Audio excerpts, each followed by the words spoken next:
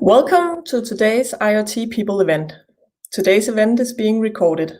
If you don't consent to be part of the recorded event, please disconnect your line. The recording will be uploaded to the IoT People Meetup site. We encourage you to use the meeting chat at any time to ask questions regarding the content. We will direct your questions to the speaker after the presentation. We appreciate your feedback as we use it to improve future events. With that, I believe Thomas will take it from here.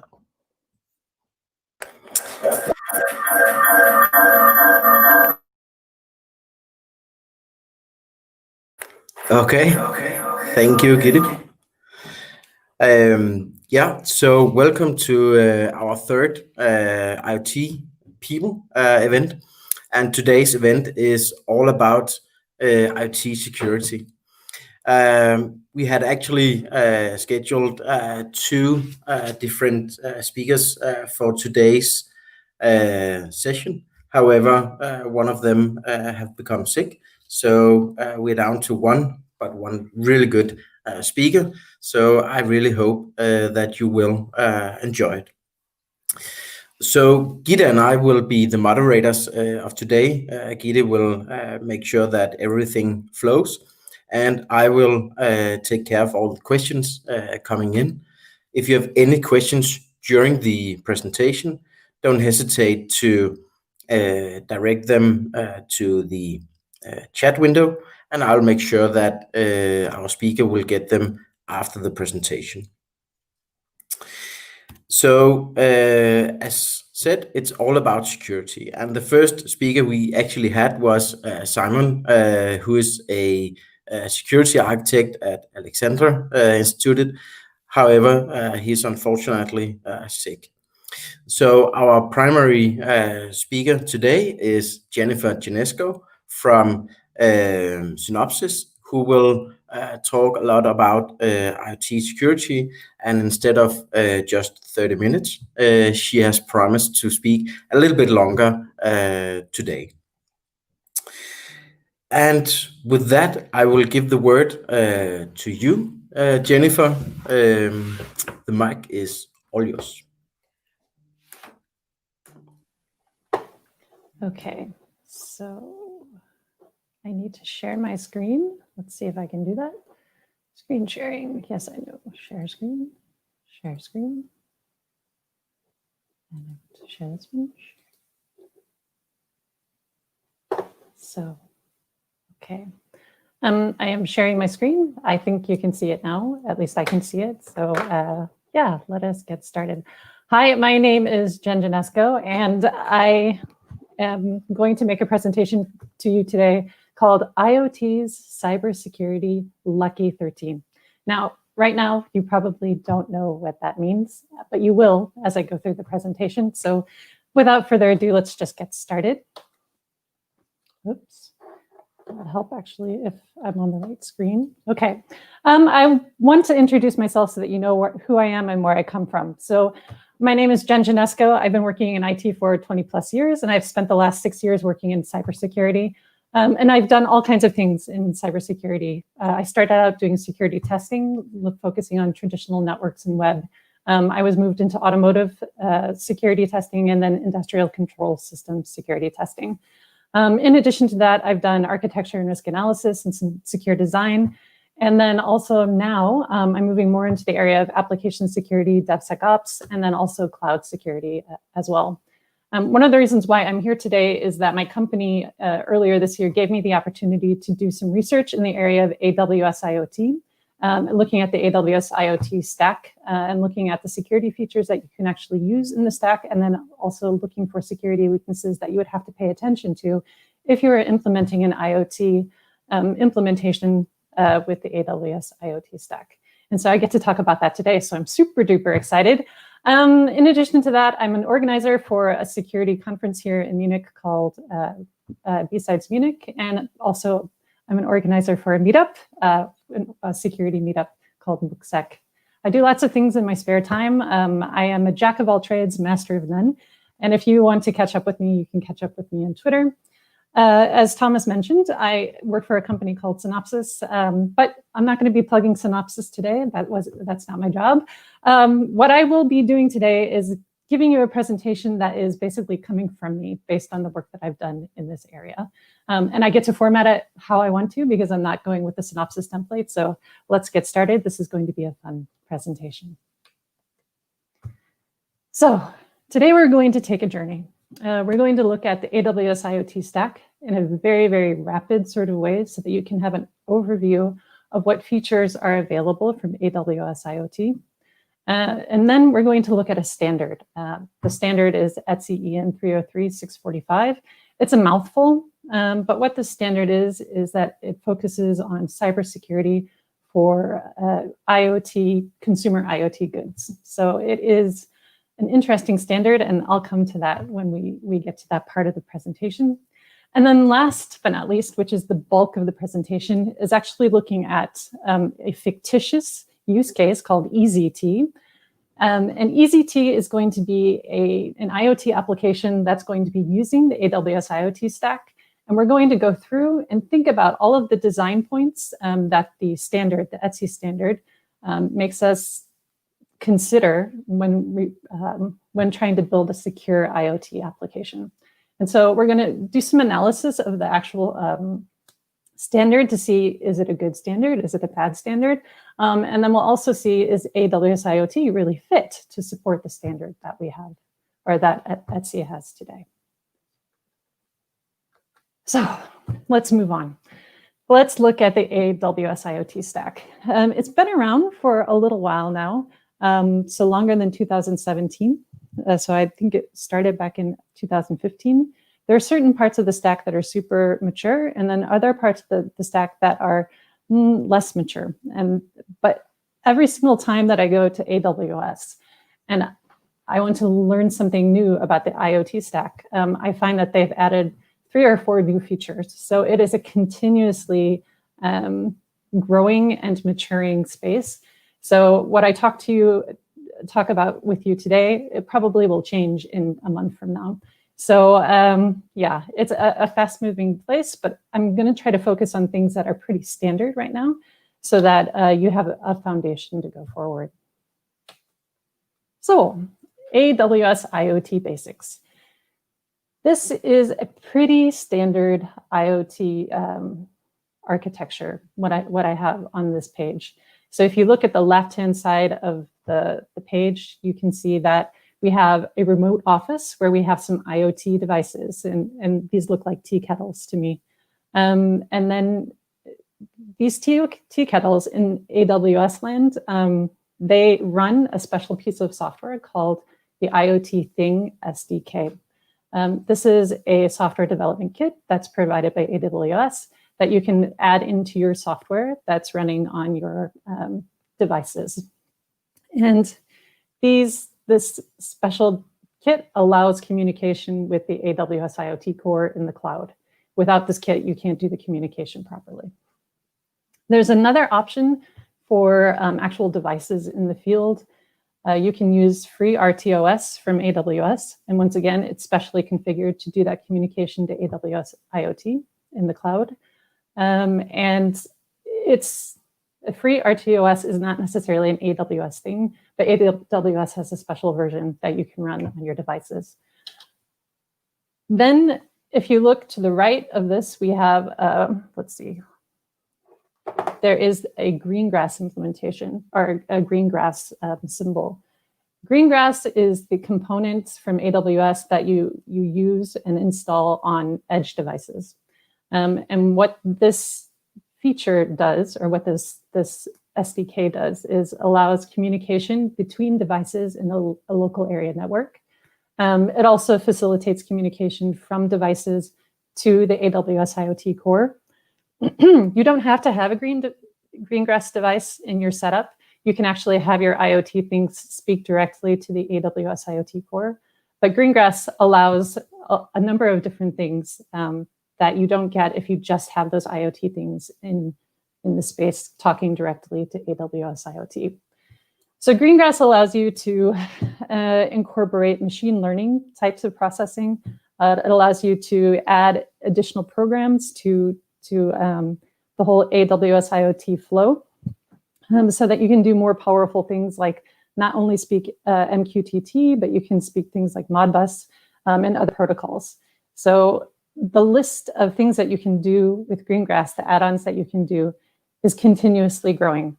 The thing about these add-ons with Greengrass is that you define them actually in your AWS IoT account in the AWS IoT core, and then you push them down to the Greengrass instances. So everything is controlled from your account in the AWS IoT cloud part, and then it's pushed down so that there's a little more control over what kind of software is being pushed to end devices.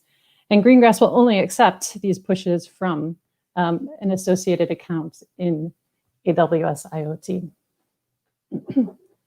Then if you look to the right and we're looking at the AWS IoT cloud, there's the core, which is the center of everything for AWS IoT. This is a place where data from your actual devices, so telemetry data, authentication data, so on and so forth, will flow into this space. And then you define what you want to do with that data. You can forward that data on to other services in AWS. You can group your devices. So this is a place where you actually identify what devices belong to your AWS IoT accounts, and then you can group them. You can provision new devices in this space. You can organize your devices into fleets so that you can manage large fleets of IoT devices out in the wild. So it's really the center of everything, the nexus for configuring all of your IoT devices. If you look to the right, there's AWS IoT Analytics, and this is a data analytics stack. So the data that you collect in AWS IoT Core, you can actually forward to AWS IoT Analytics. You can transform that data. You can clean up the data so that you can push it to further machine learning processing. You can set up recommendation engines, predictive maintenance.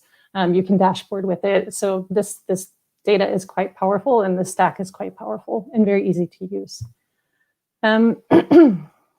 In a traditional IoT stack, you often have an app that comes with it, and they have a way for authentication to work with the app and connecting with AWS IoT Core. So your app, if you would like to actually talk to the AWS IoT Core, needs to log in through the Cognito setup, the AWS Cognito setup that they provide. You can connect your Cognito to any single sign-on service that you would like. You can use OAuth, OpenID Connect. There's another SAML as well. So you can connect to already existing repositories of users.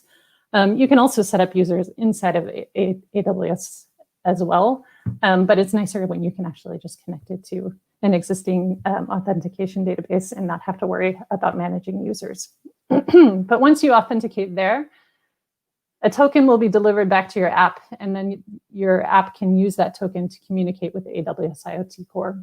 And that token is going to specify what things you can do in the AWS IoT Core from your mobile app. And so that's how authentication works in that space. And so at its fundamental, these are all of the functions that are provided in AWS IoT as basic things. And the majority of these things are quite mature. I think the least mature of all of these, I would have to say, is the Greengrass component. And I'll talk a little bit more about that later on in the presentation. So if you follow AWS IoT at all, excuse me, you're going to know that there are other components that I didn't put into that diagram. So there's the dash button, there's Alexa and Alexa skills, and there's Deep Lens. These are all IoT bound things, definitely, but these weren't part of my research, so I can't comment on them. And so I'm going to skip those today. If you're interested in knowing more about the security of them, I would encourage you to look more deeply into them, or if you want me to do it, I'm interested in doing it too. Each time I have a break between customers, I get to do more research into this area. So these are the targets of my next interests. Okay, that was AWS. So let's stretch. That was a lot of information all at one time. We're going to shift our thoughts now take a deep breath, and we're going to focus now on a standard. So ETSI EN 303-645. This is actually one of the coolest standards. So there are a lot of IoT security standards out there. This is one of the coolest ones I've actually read. Now, I actually was not aware of this one. This version of this particular standard came out in June of 2020.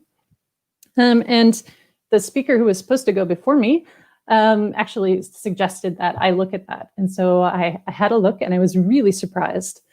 It is a very short standard. So if you look at this, I've put down all of the provisions that are part of the standard right there on the page for you. You can, and I've put the page numbers in so that you can see exactly how long it actually is.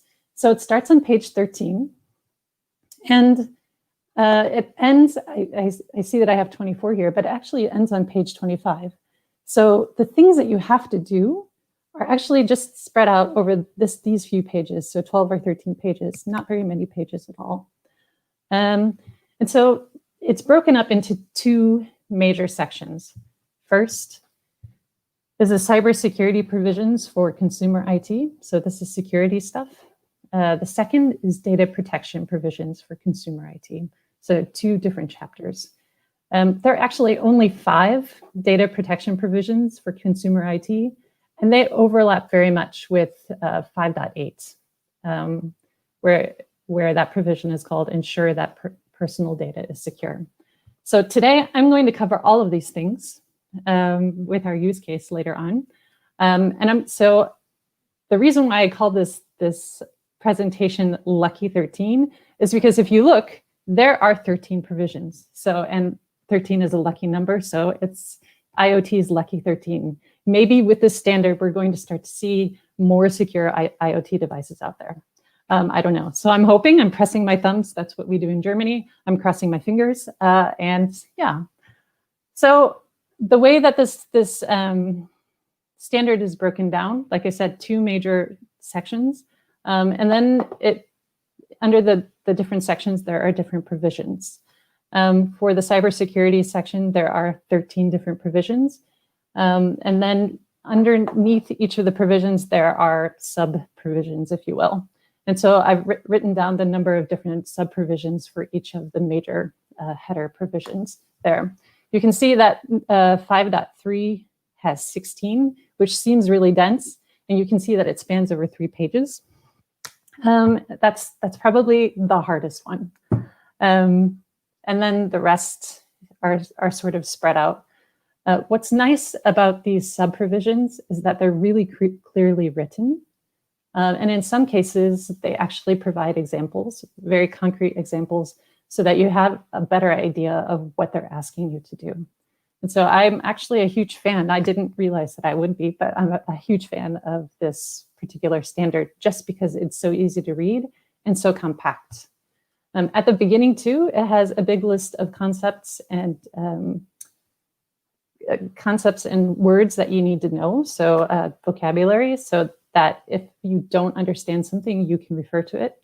Also at the end, they have a reference architecture so that you can get a more concrete idea of what they envision for a secure baseline setup of a consumer IoT product.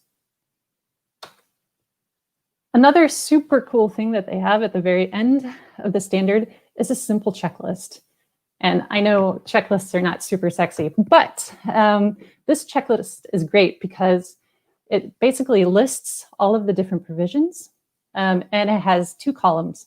You can say either I support this provision in my IoT setup, or I don't. And then you write down either what did I do or why can't I support it. And there are definitely reasons why you might not be able to support a particular provision. For example, if you have a device that is low power or has limited resources and you can't support some sort of cryptographic algorithm because it just requires too much resource, then you might not be able to fulfill a particular provision. And so what you would do though, is you would fill out this entire sheet and then write down what can you do, what can't you do, And this could serve for two really important purposes. First, you would have a record of what you have. And then the next time that you upgrade your product, you know places where you could definitely improve from a security perspective and then work towards that. The other thing that's really cool about this is if you want to have security testers come in and actually test your device, you can hand them this list and they can look at the places where you said, yes, indeed, I have actually set up a security control for this. And they can test and make sure that those security controls that you've set up actually work. And so that helps the security tester know where to focus in. And that's actually a huge help from a security review and audit perspective. Okay, so that was an introduction to the standard. So that was all the boring talk, I think. Now we're actually going to get down to the nitty-gritty. We're going to look at our use case, EasyT. So EasyT is an IoT scenario that I thought up because of, well, from when I was working in a small to mid-size office. We had a tea kettle that was always hot. And I always thought that was a super waste of energy to have this huge tea kettle that always had boiling water in it. And then people would come and make their tea and go on their merry way. But it was always so stressful when you would come in and the tea kettle was empty and nobody had flipped off the switch. It was kind of a disaster. So this EasyT, this fake use case tea kettle or IoT tea kettle tries to solve that problem. And this is basically the concept. So you will have, when you purchase EasyT, you'll have two tea kettles and you can fill them both up with water. And as people use the first tea kettle, when it gets too low, it's going to communicate with the other tea kettle to say, hey, please turn yourself on. And when both tea kettles are too low, it will send a message to the person who's responsible for managing the tea kettles to please come and fill up the tea kettles with water. So I know, super simple concept. And in addition to this, the tea kettles will be sending telemetry data to AWS IoT in the background. So we'll be collecting information like,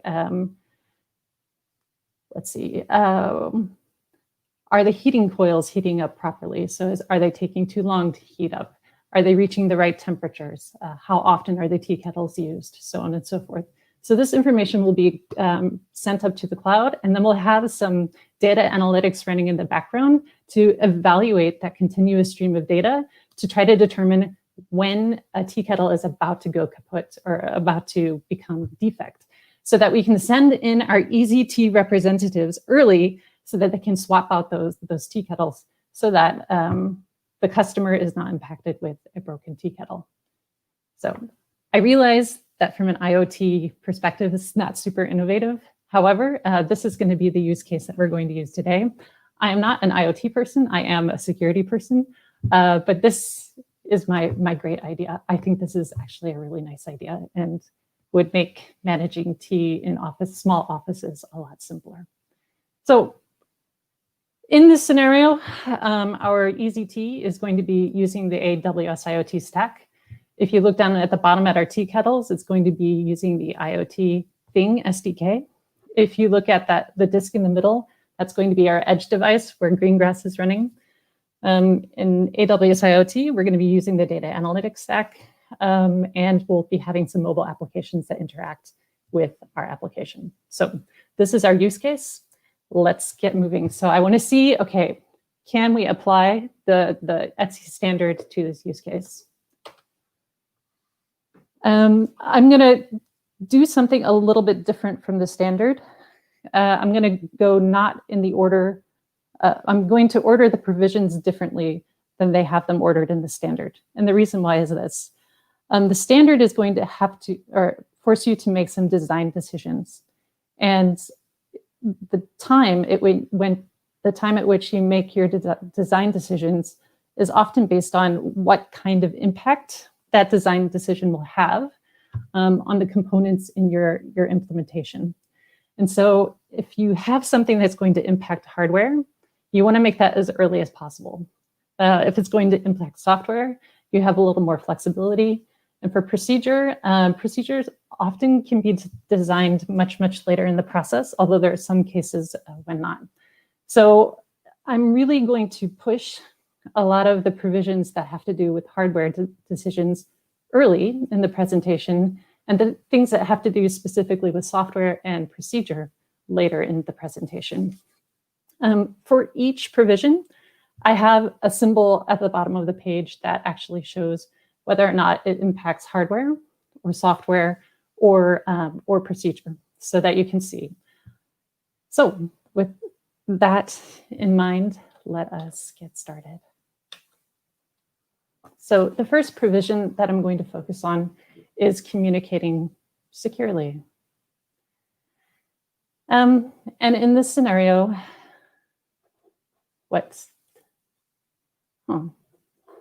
okay. So the standard wants basically that all communication between devices and the cloud and your mobile applications, that it be encrypted. And in this case, in the case of AWS IoT, you have communication between device to edge device and then edge device to the cloud. That's all TLS, so it's protected from with TLS encryption.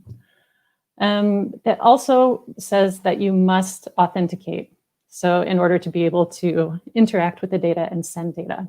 So at the device level and the edge level, communicating with the cloud, they use X509 authentication, and that's actually how the TLS connection is built up.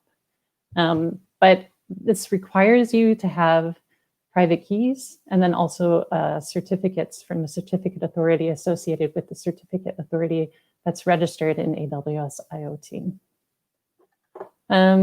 At the mobile app level, we have standards such as OAuth, OpenID, Connect, and SAML. These are all standard.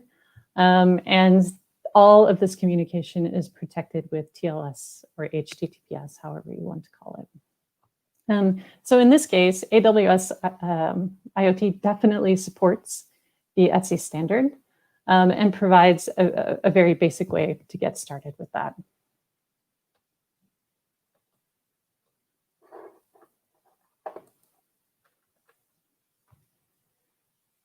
The next provision that they have is ensure software integrity. And what that means is, so you have your IoT things and you have your green grass devices. What you want to make sure is that when those devices start up, that the software that you've installed as a manufacturer actually is the software that runs on the device. And so to that end, you're going to need some sort of way to authenticate your software. Now, in the olden days, we used hashes, so simple hashes to do this. In today's world, we actually need to use signatures in order to validate and authenticate that an actual application image is the image that we're expecting. And so the standard really expects you to go through a secure boot sequence. And usually a secure boot requires that you have at least one key. And that key is going to be a public verification key. So anybody can view this key, but they shouldn't be able to modify that key. So usually that indicates that you need to have some sort of hardware that's protecting that key from being modified. So some sort of crypto hardware or some sort of secure hardware element that's going to protect that key. In addition to that, you need some sort of verification method, some piece of software that is also protected from modification, so built into the hardware. And so oftentimes when you have a secure boot kind of scenario, you're going to have this key that you can store. Also, you're going to have a secure module that's going to have crypto functions built in so that you can securely do these verifications of the application software. Does AWS IoT support this. There is no built-in way to do this. So as an IoT manufacturer, you will have to figure out how to make this happen.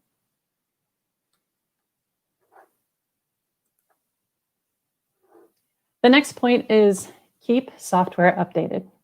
And there are several provisions to this, but the bottom line is there are two sort of things that you need to pay attention to here.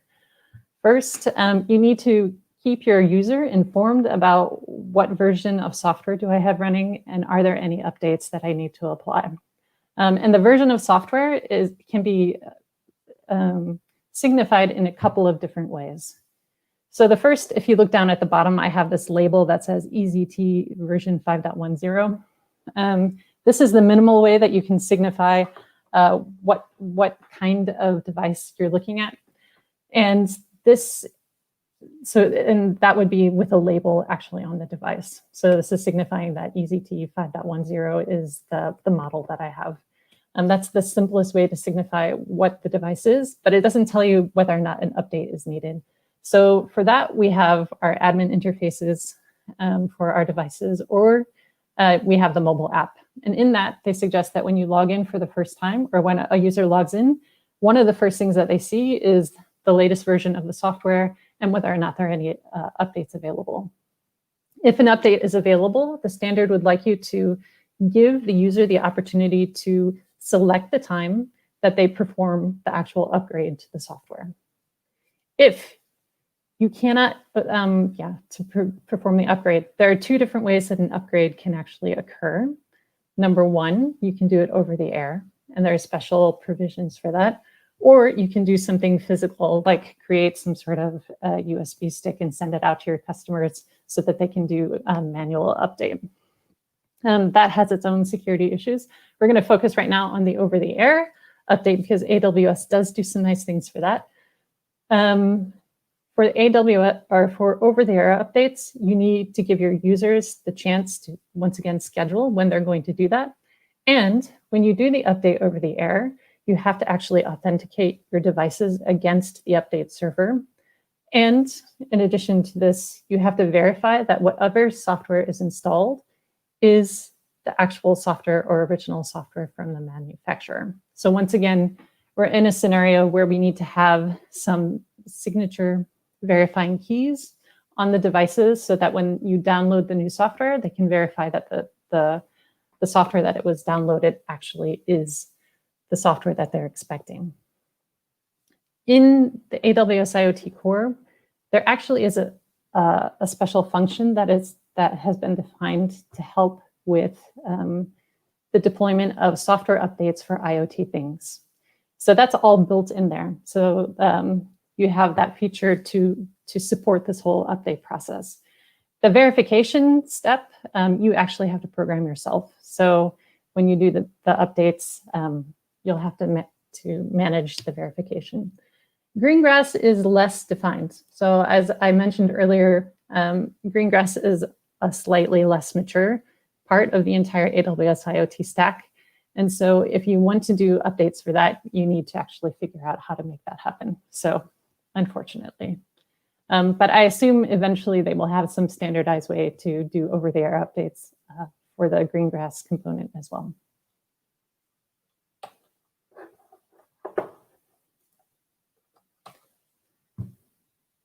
The next provision has to do with protecting personal data.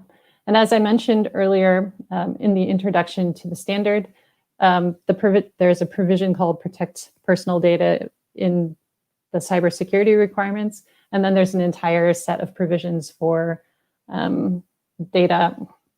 So GDPR essentially in a separate section in chapter 6. So what these things basically boil down to is you should always encrypt any personal data that's either sent to the cloud or stored on the devices themselves. And so to this end, you're going to have some kind of key on your devices so that you can actually encrypt data if you want to store personal data on the devices. In addition to this, You need to inform the users of what data you are collecting and sending up to the cloud or storing on the devices, and telling what the purpose is of that particular data. So why are you collecting the data? And then only use the data in the ways that you said that you're going to use that data. And so that's basically what 5.8 and 6 tell you to do. But we have to worry about keys in this case, which means that we're going to most likely have to worry about hardware. And that takes me to the next provision, 5.4, protect sensitive security parameters. So all of these parameters that I was just talking to you about, these keys, are they're considered sensitive security parameters. And the 4 that I've already talked about are the certificate authority for authentication, so for device-to-device authentication, private keys for authentication, for device-to-device authentication, public keys for when we do our secure boots and our software updates to verify that the software that we're working with is authentic software. And then encryption keys if we want to store private data on our devices. And so in order to be able to protect this sensitive data, we need some way for it not to be accessible to an attacker if an attacker has physical access to our IoT device. This usually means that you need to have some sort of trusted security module that will be able to handle secure operations to store these keys so that they can't be tampered with. And in the case of confidentiality, that they can't be read out because these are secrets that are going to be protecting various things on your device. Oftentimes when customers talk to me about IoT devices, they just want to be able to store these things in their file system in their device or in unprotected memory on their devices. And they don't think that an attacker can get to this. And this is not the case. So if an attacker were to be able to, if you're running sort of a real-time operating system or some sort of operating system on the device, and an attacker were to be able to gain access to that device, and you're just storing these things in the file system, the attacker is most likely going to be able to access that information and then be able to use it for malicious purposes. If you have not necessarily an operating system running on your device, but just a software package, then someone with physical access would be able to read out that data and then be able to use that data for their own malicious purposes. And if you think about the malicious purposes, they could impersonate devices. If you have some sort of machine learning setup where you're gathering data and trying to learn from that data, they could be poisoning your data stream. There are tons of different things that they could actually do if they gained access to these types of materials. So it's extremely important that, of course, it is strongly protected. So the question then becomes, does AWS support this? So do the IoT Thing SDK components and the Greengrass components support this? And happily in the IoT Thing land, yes. So actually they recommend strongly that you use this hardware security module to support all of these secrets. And so it's actually built with the expectation that you will store your keys and your crypto material securely. But on the Greengrass side, it too is set up for some things to be protected by this hardware security module. However, there are some secrets that are stored in the file system that allow communication between the IoT Thing to Greengrass to the IoT, the AWS IoT cloud. And because they're stored in the file system, if an attacker were to be able to compromise the system, they might be able to manipulate these and cause problems upstream with data processing in the cloud, but also in the local area network as well. So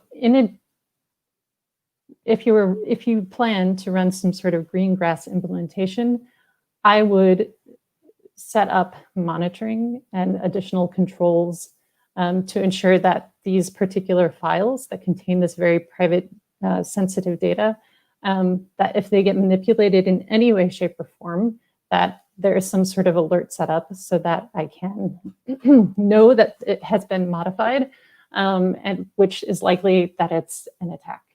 And if it's modified, to follow up with that.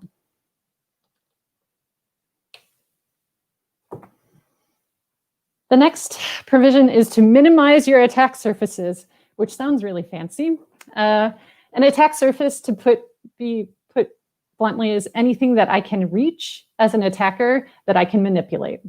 And so the more ports that you have open, the more places where you can stick something into the device, the more places an attacker could potentially exploit your IoT device. So in this case, for EZT, we're going to disable a USB port that we use for certain checks before we ship to our customer. We're also going to deactivate JTAG on the main board because JTAG is a way that you can read out information from, or actually read out the entire application from memory. And then also we're running some sort of real-time operating system on our device. And so we're going to lock down and make sure that not too many services are running, only the services that we actually need.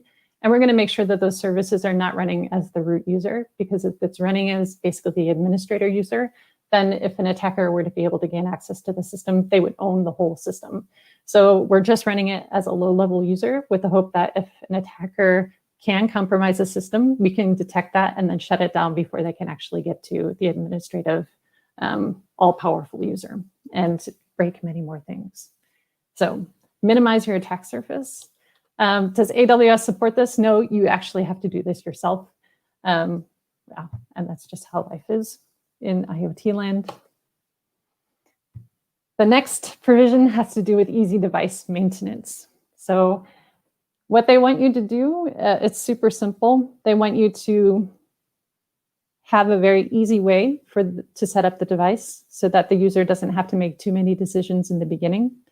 They want you to provide instructions on how to set up the device, and they want you to provide a way for the users to know that they've set it up securely. And so in this picture, we can see that our character feels confident about turning on actually using his EZT app to turn on his kettles remotely, because the actual setup process stepped him through setting up two-factor authentication. So now he's very confident that nobody else can actually connect to his EZT kettles and turn them on from remote. Does AWS IoT help you with this? No. This is something that you have to configure yourself. Next is the standard would like you to make your systems resilient. And what they mean by this is twofold. They want you to protect against power failure. And they also want you to protect against network failure.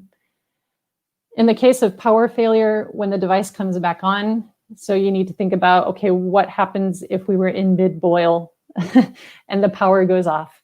Does that impact anything? Do I need to worry about anything if somebody plugs or if the power suddenly comes back on? And so you need to, from a hardware perspective and a software perspective, state machine kind of perspective, make sure that if something is plugged back in, that it's not going to cause harm to anybody or to the device itself.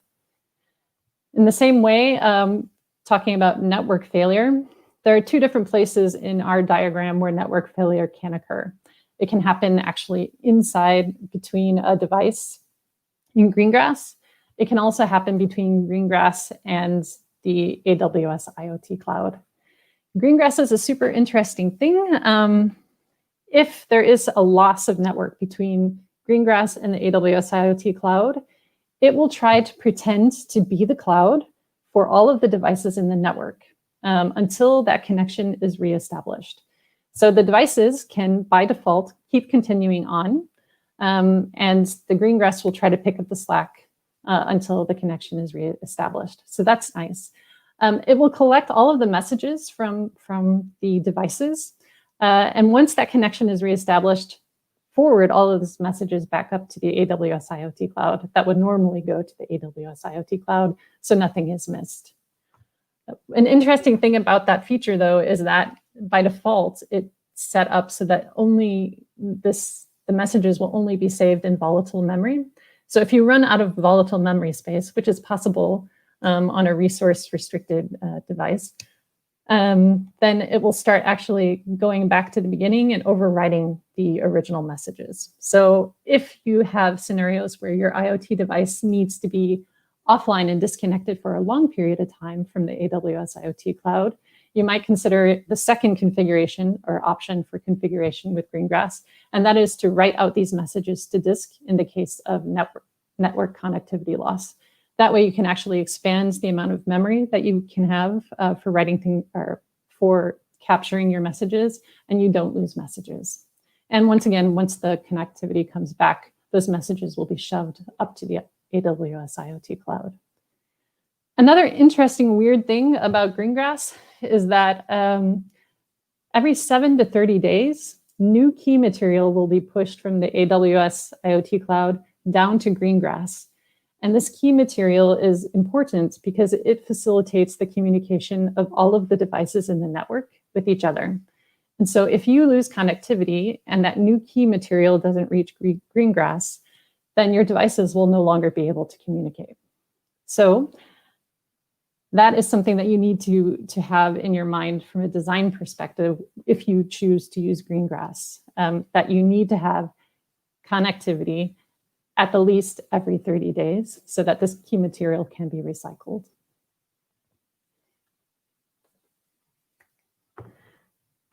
The next provision is no universal default password.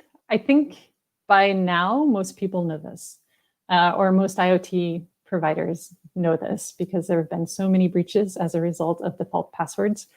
But it's explicit here. And the standard actually refers you to a different standard for password management, the NIST Special Publication 863-B. So the password, of course, there should be no default password. If you do ship with a password, the password should be unique to the device. It shouldn't be a password that you've generated by adding 1 to a value. And actually, this password should be generated randomly. It shouldn't be guessable. And what they would like you to very much do is prevent an attacker from sending a bunch of values to the device and brute forcing and trying to guess the password. So you'll need to put provisions into place in the password section to make sure that nobody can actually send a bunch of attempts to figure out what the password is. Does AWS help with this? No, you're going to have to manage this on your own.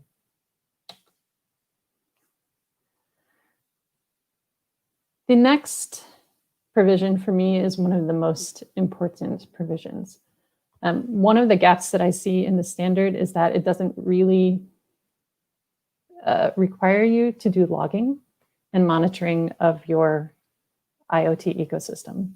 And if you're not doing this, you're going to be missing people attacking your system and exploiting the devices out in the wild and potentially ruining the data streams that you have that are super important for future work that you want to do for your customers. And so when you capture information from your devices, there are 2 different places where you could actually work with that to look for security issues. First, of course, is in AWS IoT Analytics. So you may have something set up to actually monitor for weird behavior, because over time you're going to see patterns set up from the telemetry, the information that you're gathering from your IoT things. If you start to see anomalies there, that may be an indication that either there's something wrong with those IoT things out in the wild, or there is some sort of breach. In addition to this, AWS IoT has a new service. When I did my research, it wasn't available, and now it is. It's called Device Defender. And it tries to look at behaviors of your IoT things in the wild, and looks at authentication patterns, so on and so forth. And what it tries to do is identify when a thing has been actually compromised. And so you can set up alerts inside of Device Defender based on all of the different checks that it makes to help you understand if something has been compromised in the wild. So you could potentially inform your customer, or so if you are collecting telemetry data, for machine learning purposes, you can know what to do with that particular data that's coming in. Do you need to filter it out? What actions do you need to do as a customer? So these are two different things that you can potentially use in the AWS IoT stack to help with security. The next provision is validate input data, and this is the closest to application security that they get. If you think about it, you're going to provide all kinds of interfaces for your users to use to interact with your device. You might have a web admin console so that people can actually just go in and configure things. You might have a web application. These are all places where people can input data, but attackers can also input data. And so attackers will attempt to manipulate the values that are put into these spaces and see what kinds of results they can get from the application, and see if they can break into various things. So can they break into the Greengrass device or an IoT thing device? If they can break in, they can gain access to the operating system or the memory and try to read things out. Now, if you've managed memory correctly, then you're not going to have anything that they can access that's going to be of value. So if you're encrypting your personal data and you have your keys stored in some sort of trusted platform module, that's great. Then they're going to have a hard time finding anything of value. The best thing that they could potentially do is take over the system and send bad data to the AWS IoT core, but at least your secrets would be protected. But this input data is the place, it's part of the attack surface that the attackers are going to use to get into your system. Does AWS help with this? No, not really. This is something that you have to manage on your own.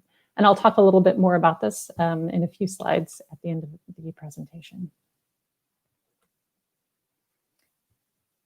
The second to the last provision that we're going to look at is vulnerability reporting. So you've put a product out there and a security researcher says, oh, cool, the Easy Kettle is now on the market. I've been waiting for this. They take the Easy Kettle into their lab. They run a bunch of tests on it. They exploit the attack surface and they find a weakness. Who do they contact in your company to report the weakness? So this provision requires you to basically announce on your website, for example, who do they need to contact in the case that they find a vulnerability. And then, in addition to this, that once you receive a report, that report needs to be addressed in a timely manner. Timely, they don't give any specific time that it has to be actually addressed. But what you need to do is basically take a report seriously, evaluate whether or not it is a true finding. Sometimes what security researchers report are not true findings. And then if it is a true finding, you need to fix it and then provide an update. So we already talked about software updates, and push that update out to, or make that update available to your end users so that they can actually update their systems so that they are secure again. There actually was a real hack demonstrated in a podcast. The podcast is called Hackable, which it's a fun podcast to listen to because they try different standard kinds of hacks in each episode. But in this episode, which is super cool, they hacked a smart kettle. And what they did was that the smart kettle was connected to a network. So they sent some special packets to the kettle, made it disassociate from the network, and then they tricked it into connecting to their special wireless network that they set up. Then they used the default password of the tea kettle, logged in, and went to a configuration page. And lo and behold, the wireless password for the original network was in clear text. So then they were able to take the wireless password, put it into their own devices, and then connect to that wireless network, and then start infiltrating the rest of the company network where that kettle was sitting. That is definitely a vulnerability, and they will need to actually go through that vulnerability reporting process in order to report it and hopefully get it fixed. Once again, this standard is a little bit sketchy in terms of providing some guidance on how a vulnerability reporting framework looks like. So I've put down in the corner an ISO standard that is relatively new that addresses vulnerability reporting. also a link to an OWASP cheat sheet for vulnerability reporting, which is really good. It gives vulnerability reporting guidelines from the manufacturer perspective, but then also from the security researcher perspective, and provides a little more concrete guidance on what to do. And the last provision is you need to provide an easy user data deletion strategy. So users need to be able to delete their data. If, say, your EasyT kettle is such a good product, and your customer wants to upgrade to the next version, they're probably not going to chuck that EasyT tea kettle into the trash. They're probably going to try to resell it. So they want to be able to delete all of their data from the actual kettle itself, from the Greengrass device that's associated with it, and also from the services that are associated with that particular device. And so you need to provide provisions for secure deletion of all of these things, and then give some feedback to the user to know when they have successfully deleted everything, and they can actually transfer the device to somebody new. So we've gone through all 13, the lucky 13 of consumer IoT security. And so I've provided this chart here to help you see or provide an overview of which provisions require you to think about hardware, which provisions require you to think about software, and which provisions require you to think about procedure. So the slides should be available after this presentation. And so if you're interested in that, it's there for you. And so in looking at this standard, I really like it, but it itself calls itself a baseline. And so to me, this is a foundation for good security for an IoT landscape. And as we know, in an IoT landscape, it is not just the IoT devices and your edge devices. It is going to incorporate web applications, APIs, mobile apps. I've already talked about the fact that I don't see logging as being stressed in this at all. You're going to have to worry about device-to-device authentication, and not only over like a regular network. You can have special kinds of device communication like Bluetooth low energy, Zigbee, so on and so forth. And each of these standards are going to have their own authentication, authorization, and also encryption that you need to worry about.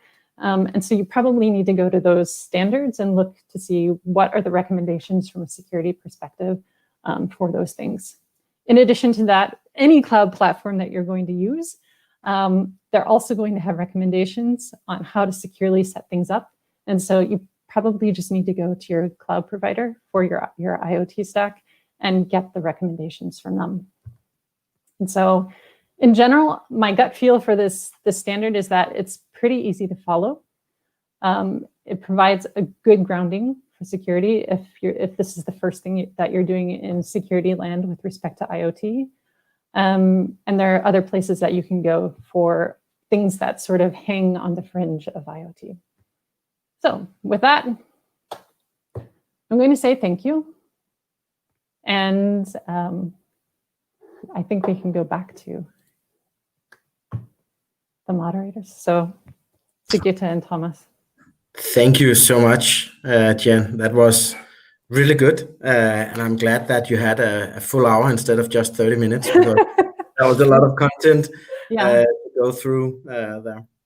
So we got a few questions coming through the presentation. Mm-hmm. So the first one is, does the standards that you've been through here, does it apply to all IoT providers? So you talked a lot about AVS.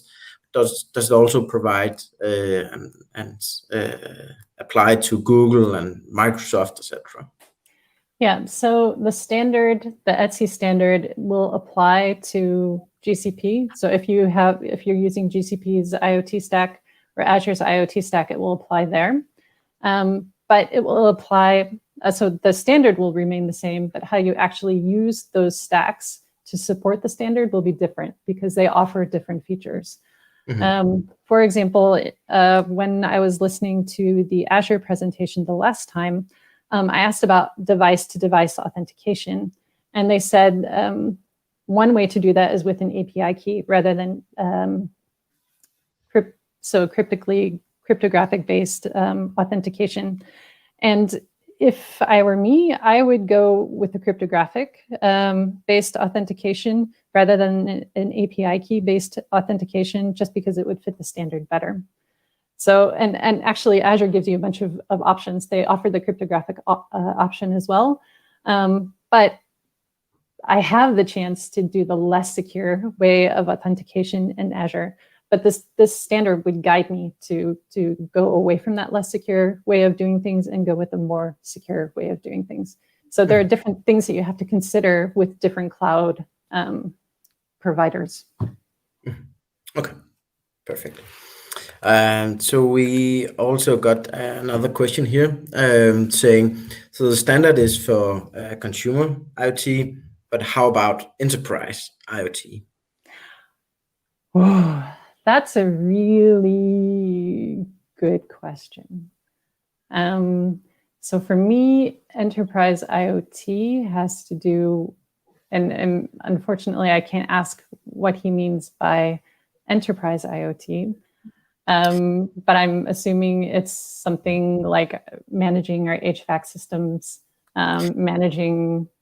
so controlling blinds and air conditioning and so on and so forth. So basically maintaining your business. In a production environment, in a production hall, for example.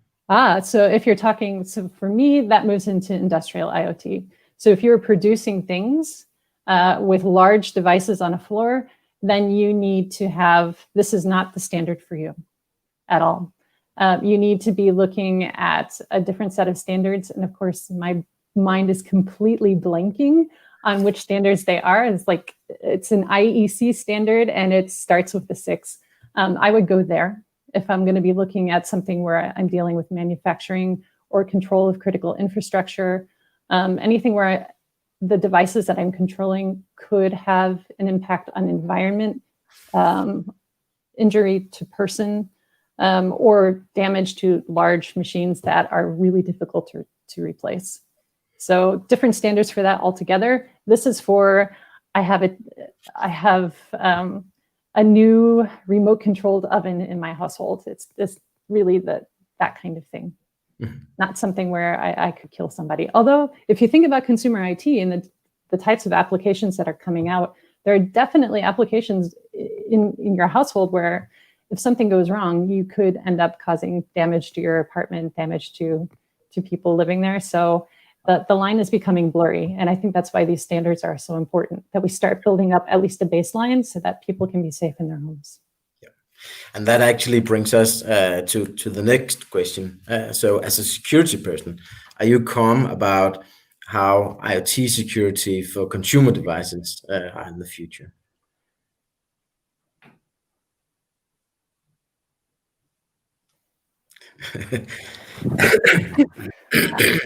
So I had to reflect on that.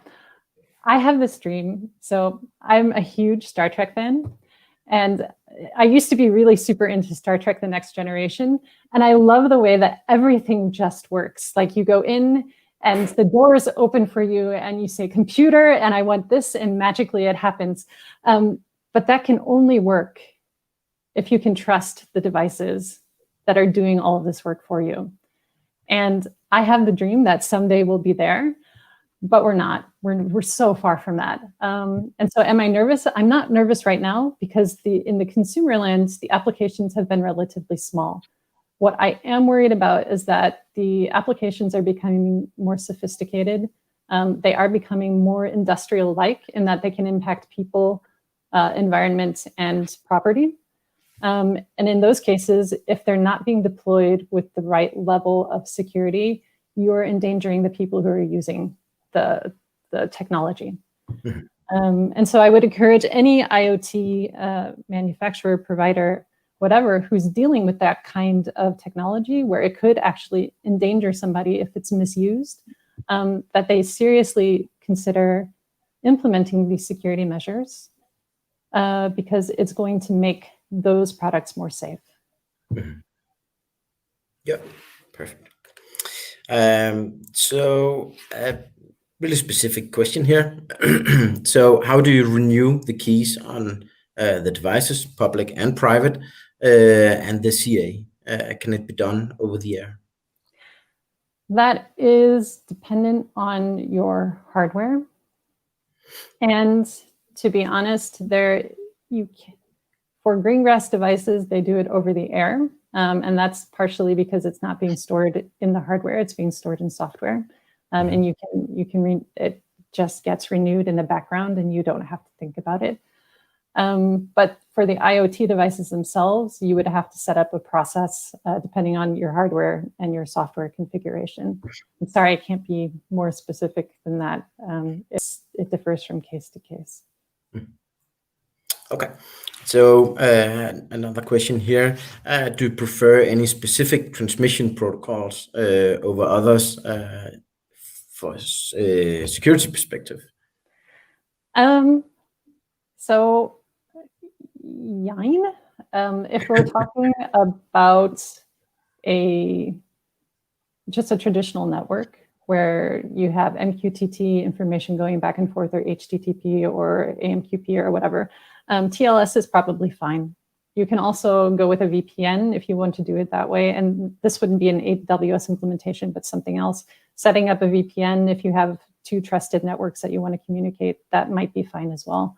But the sensitive data that's transmitted and also personal data that's transmitted should be encrypted in transit. So it should be protected end to end so that an attacker wouldn't be able to manipulate or read out that data. If you get outside of regular networks and you start talking about wireless protocols, Zigbee, Bluetooth, low energy, low PAN, blah, blah, blah, all of these have, they all have, not all of them, but a lot of them have their own encryption over transit built in. And I would leverage those if I can at the minimum. I've actually seen customers where they don't necessarily even trust that that is the right level to go. And they've implemented also their own layer of encryption underneath. So, and those were some places where they really, really wanted to ensure that that breach of data wouldn't occur. So do I have any? I would stick with what is recommended by whatever protocol you're using and go from there. Okay. All right. And then as a final question, you can say, so this is more your reflection of things. So a few weeks back, we had a major security breach at Garmin. Something that affected thousands of people around the world. So what are your perspectives on a breach like that? Oh. So this is the breach that basically brought down the network, and people weren't able to use the services that are associated with the Garmin devices that they had. So that is, I think, it's a much bigger topic. Well, the breach itself, the source was not necessarily an IoT breach, but it had IoT implications. Exactly. So if you are a company and you're putting devices out in the world and you're relying on an infrastructure, a backend infrastructure to support those devices, you really need to protect your infrastructure. And accidents happen. They happen all the time. And I feel badly for the people who had to do incident response in Garmin to solve that problem. I'm sure that they were up many late hours trying to resolve the issue and trying to get their customers back online. But that's a good lesson for other IoT providers, that you need to not only protect those things that are out in the wild, but you need to protect the infrastructure that's supporting those things in the wild. Exactly. And to go back to the standard, so the ETSI standard actually has one of those things where you need to make sure that your device is resilient enough to run without the network. So in this case, when their network went down, hopefully whatever devices they had out in the wild could still run, collect data, and do at least some basic functionalities while they worked to get their systems back up and running in the back end so that the whole ecosystem would work together. Mm-hmm. So security across the board, like IoT security, if you're a new company coming into IoT security, it's hard because you have to not only secure your devices, but you have to secure your backend. And getting that all set up in a cost-effective way is a super challenge. And so if you can do it, more power to you. Yeah, but I that's all that I can say on that topic. Totally fair.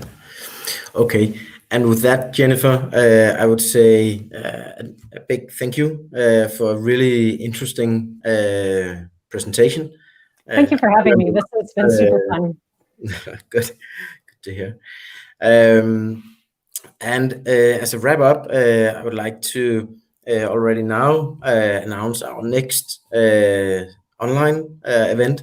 It's called Prediction of Data, and it's on the 8th of October at 10 a.m. And you can already sign up right now at iotpeople.dk. That looks like a super interesting topic. Yes. So when I listen to these presentations, I listen to them for, okay, what things as an attacker could I potentially exploit? And then ultimately, what do I need to protect as a security professional? So I will definitely be there. Perfect. Sounds good. And thank you to all of our listeners. The presentation will be available at iotpeople.dk afterwards. And with that, thank you so much, Jen, and thank you to all who listened. Have a great day. You too.